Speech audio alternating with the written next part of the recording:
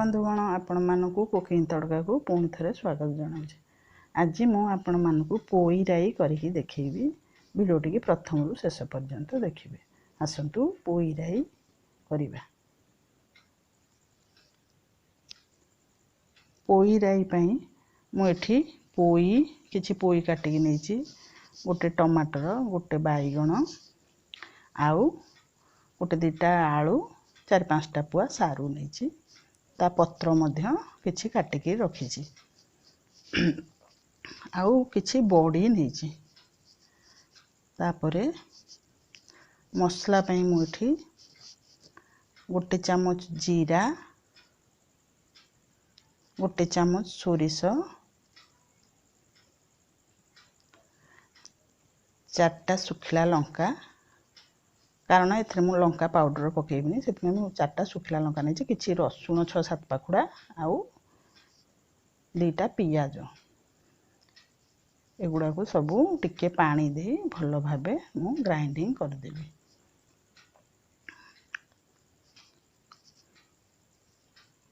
देखंतु मसला हमर रेडी हो गला। एबे आमे गैस लगे कड़ाई बसेबा। कड़ाई टिके गरम हेले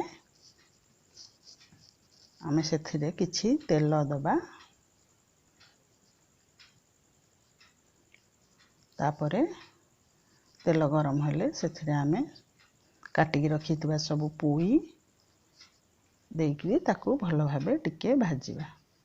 कारण पोई रे लाल अंश थाए, सेतिपई पोई को प्रथमे तेल दे टिके भाजिले पोई बहुत टेस्ट लगी थाए चुबेबा पई। ता लाल अंश पूरा सुखी जाई थाए तेल रे टिके भाजिले। देखंतु मु पोई की किछि समय भाजुची। तापर पोई हमर भाजी हे गलानी, सेथिरे मु काटिकी रखिथिबा सारू आउ आलू ओके सब जाक मु एबे भाजीबी।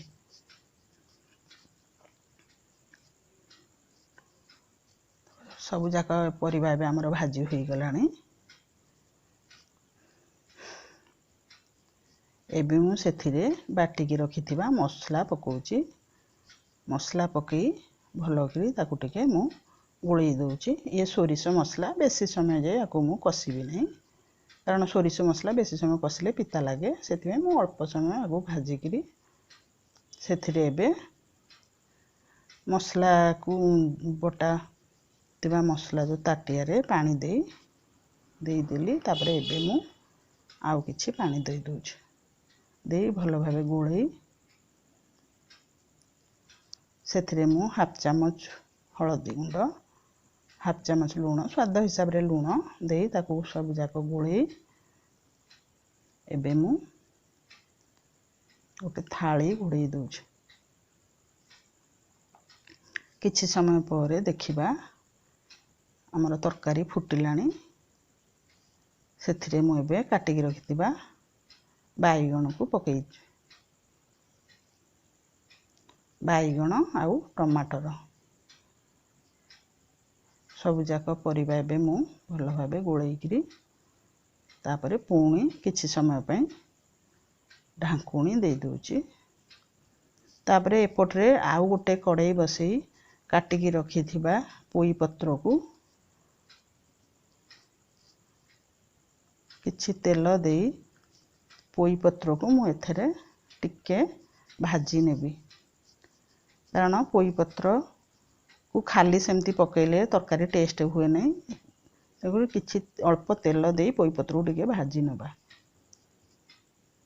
तापरे देखिबा एबे हमर तरकारी हेई आसलानी। देखंतु तरकारी हमर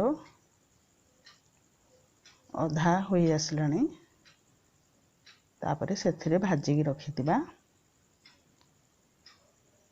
पोई पत्र मु एबे से तरकारी रे देई देबी। पोई पत्र को भाजी की देले तरकारी बहुत टेस्ट लगी थाए। कंचा सेमती पकेले बाग लागे नहीं, कारण सेथरे लाल अंश थाए। अल्प तेल रे ताकू टिके पोई पत्र को टिके भाजी देबे। तापरे एबे हमर पोई पत्र पकई देली मु। तापरे एबे पुण गोळई करी टिके किछि समय पे पुणी ताकू सिझिबा को दबा। थाली घोड़े दूचे किछि समय ताकू सिझिबा को दबा। ଏବେ ଆମେ काढ़ी देखिबा प्लेट देखिबा हमर ढांकुणी काढ़ी देखिबा राई हमर हेई गलानी ना नहीं देखंतु राई हमर एबे होई आसलानी एबे मु ताकू गुटे जागा को सब जाक राई काढ़ी दउची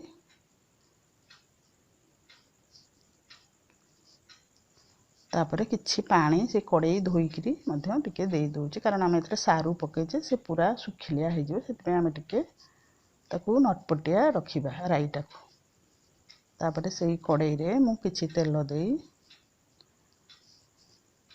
बड़ी गुडा को भलो भाबे मु एबे भाजीबी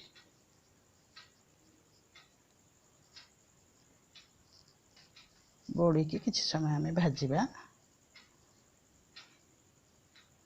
देखंतु बड़ी हमर भाजी हो गलानी एबे मु सेथिरे किछि पंचु फुटण दउची अल्प किछि पंचु फुटण देई आउ टिके हमें भाजी दबा तापरे से राई के मु एबे ओजाडी दउची